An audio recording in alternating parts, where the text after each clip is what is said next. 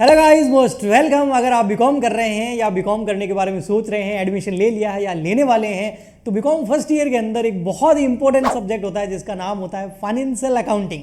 ये एक major subject होता है। इसकी प्रिपरेशन आपको अभी से कर लेनी चाहिए या स्टार्ट कर लेनी चाहिए। तो आज के इस वीडियो के अंदर हम फाइनेंशियल अकाउंटिंग के सिलेबस के बारे में डिटेल में बात करने वाले हैं। तो ये वीडियो एंड तक देखना। फाइनेंशियल अकाउंटिंग का सिलेबस और उससे रिलेटेड काफ़ी सारी क्वेरीज, काफ़ी सारी प्रॉब्लम्स आपकी सॉल्व हो जाएगी।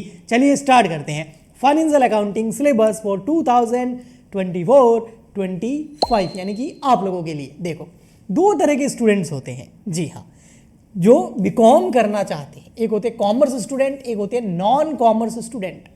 सर, कॉमर्स स्टूडेंट मैं उनको बोल रहा हूँ जिन्होंने क्लास 11-12 के अंदर कॉमर्स सब्जेक्ट ले रहा था, और नॉन कॉमर्स स्टूडेंट मैं उनको बोल रहा हूँ जिन्होंने क्लास 11-12 में कॉमर्स नहीं ले रखा था, यानी कि वो आर्ट्स से थे या साइंस से थे, अभी क्या कर रहे हैं, वो बीकॉम करना चाहते हैं, यानी कि कॉमर्स फील्ड में आना चाहते हैं। तो दोनों के स्टूडेंट के लिए सिलेबस में डिटेल में बताने वाला हूँ। ऐसे स्टूडेंट होते हैं जो नॉन कॉमर्स से होते हैं और बीकॉम करते हैं। हर बार ऐसे स्टूडेंट ढेर सारे होते हैं, ठीक है। चलिए, अब यहाँ पर देखो, अब ये स्टूडेंट या तो बीकॉम करते हैं या बीकॉम ऑनर्स करते हैं। दोनों में फ़र्क क्या है सर, बीकॉम में और बीकॉम ऑनर्स के अंदर? न्यू एजुकेशन पॉलिसी आ गई है, उसके अंदर भी और पहले से भी बीकॉम और बीकॉम ऑनर्स दो चीज़ें होती थी। होता क्या है, बीकॉम के अंदर हम वही सब्जेक्ट्स पढ़ते हैं जो बीकॉम ऑनर्स में पढ़ते हैं, बट बीकॉम के अंदर जो हम सब्जेक्ट्स पढ़ते हैं ना, उसमें हम बहुत ज़्यादा डीप में नहीं जाते हैं, जबकि बीकॉम ऑनर्स के अंदर हम बहुत ज़्यादा डीप में चले जाते हैं। फाइनेंशियल अकाउंटिंग दोनों में होता है, फाइनेंशियल अकाउंटिंग दोनों में ही होता है, चाहे आप बीकॉम करो, बीकॉम ऑनर्स करो। और दोनों का ही फाइनेंशियल अकाउंटिंग के सिलेबस को मैं डिटेल में बताने वाला हूं यहाँ पर, ठीक है। देखिए, यहाँ पर फाइनेंशियल अकाउंटिंग को मैंने इस तरह से एक चार्ट में उनके पूरे के पूरे चैप्टर्स लिखे हुए हैं। देखो, दो तरह के स्टूडेंट होते हैं, मैंने पहले ही बताया, commerce student, non commerce student. अब जो नॉन कॉमर्स स्टूडेंट होते हैं ना, उन्होंने कभी भी अकाउंटेंसी पढ़ी नहीं, तो उनको सबसे पहले फाइनेंशियल अकाउंटिंग का जो बेसिक लेवल है वो क्लियर करना पड़ता है। फाइनेंशियल अकाउंटिंग सब्जेक्ट का कौन सा लेवल? बेसिक लेवल क्लियर करना पड़ता है उनको। यानी कि जो कॉमर्स स्टूडेंट पहले पढ़ चुका है क्लास 11 के अंदर अकाउंटिंग कॉन्सेप्ट्स, जिसके अंदर अकाउंटिंग प्रिंसिपल्स, अकाउंटिंग कन्वेंशंस जो मेन होती है, इंपॉर्टेंट होती है, और उसके बारे में बहुत सारी डेफिनेशन, डिफरेंसेस वगैरह, बुक कीपिंग, वो सब पढ़ना होता है। उसके बाद उसको जनरल एंट्री सीखनी होती है, फिर लेजर, फिर उसके बाद subsidiary books, trial balance, financial statement यानी कि trading account, PNL account, balance sheet, and financial statement with adjustment, FA with adjustment. आपको पता है, कॉमर्स स्टूडेंट्स को पता है कि फाइनेंशियल स्टेटमेंट के साथ में कुछ एडजस्टमेंट भी हमको करने होते थे।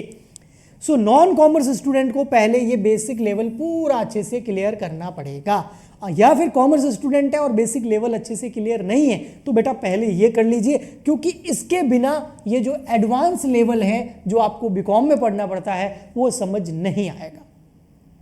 कितना भी ट्राई कर लोगे, अगर ये क्लियर नहीं है तो ये नहीं आएगा। सो पहले हमें ये क्लियर करना होगा, फिर हम ये क्लियर करेंगे। अब एडवांस लेवल में सर क्या क्या सीखना पड़ता है, एक तरीके से जो बीकॉम में स्टूडेंट्स आते हैं, बीकॉम का मेन ये है, ओके, ठीक। तो इसके अंदर आपको बहुत ही इंपॉर्टेंट टॉपिक है जिसका एग्जाम में क्वेश्चन भी आता है, वो है introduction of end S. End S का मतलब Indian accounting standards and IFRS, यानी कि इंटरनेशनल फाइनेंशियल रिपोर्टिंग स्टैंडर्ड्स। इसका इंट्रोडक्शन पूरा अच्छे से समझना होता है, एग्जाम में इसका क्वेश्चन आता है।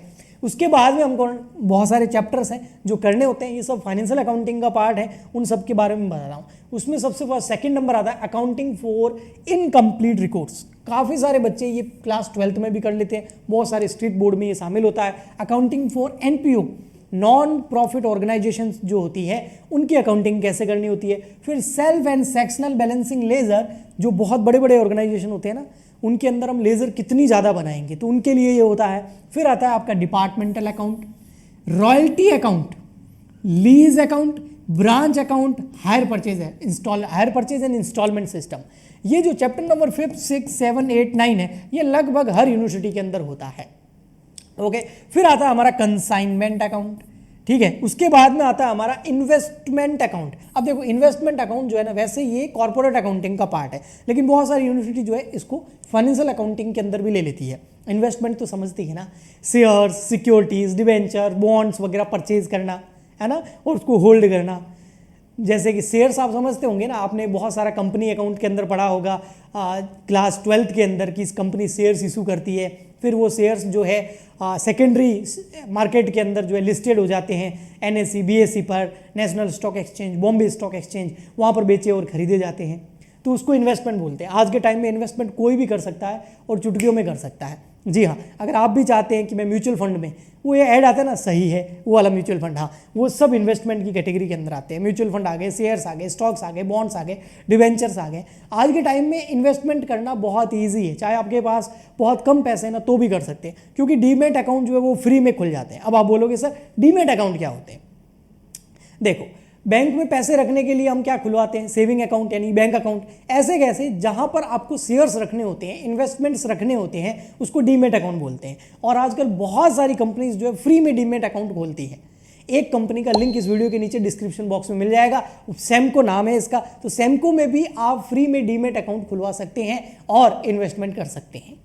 ओके, इसके अलावा और भी बहुत सारे फीचर्स है, वो भी सीख सकते हैं। ठीक, तो वो इन्वेस्टमेंट अकाउंट हमको सीखना होता है। फिर आता है जॉइंट वेंचर, ये भी एक सब चैप्टर होता है। फिर आता है इंश्योरेंस क्लेम। फिर पार्टनरशिप अकाउंट, पार्टनरशिप वही है ना, फंडामेंटल्स ऑफ पार्टनरशिप अकाउंट, जिसको इंट्रोडक्शन भी बोलते हैं। फिर एडमिशन होता है, रिटायरमेंट होता है, गुडविल का ट्रीटमेंट हो गया, डिसोल्यूशन होता है, और फर्दर आगे कन्वर्जन वगैरह इसके अंदर आ जाएगा। ओके, नेक्स्ट आता है हमारा valuation of inventory, accounting standard 2 लगता है इसके ऊपर, तो वो भी एक टॉपिक होता है, फाइनेंशियल अकाउंटिंग का पार्ट होता है। इसके अलावा एक चैप्टर और होता है, मैंने यहाँ पर लिखा नहीं है, वो है इंसॉल्वेंसी अकाउंट। सो इंसॉल्वेंसी अकाउंट भी कई बार फाइनेंशियल अकाउंटिंग के अंदर दे दिया जाता है।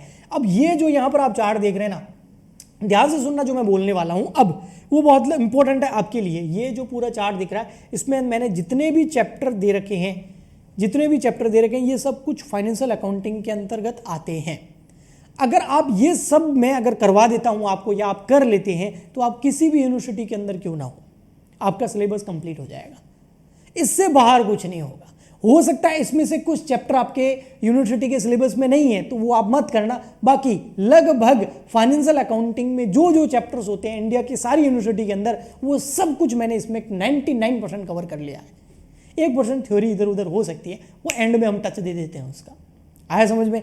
सो इस YouTube चैनल को अभी सब्सक्राइब कर लो अगर ये सब कुछ करना है फाइनेंशियल अकाउंटिंग के अंदर। चाहे आपको बेसिक लेवल आता है नहीं आता है, ये भी और ये भी। जल्दी ही YouTube पे आपके वीडियोस आने स्टार्ट हो जाएंगे। इसके अलावा लाइव क्लासेस लेनी है, पेड कोर्सेज लेने हैं, है ना, तो हमारा ऐप डाउनलोड कर लो। ऐप का लिंक इस वीडियो के नीचे डिस्क्रिप्शन बॉक्स में आपको मिल जाएगा। सो हम मिलते हैं नेक्स्ट लेक्चर के अंदर।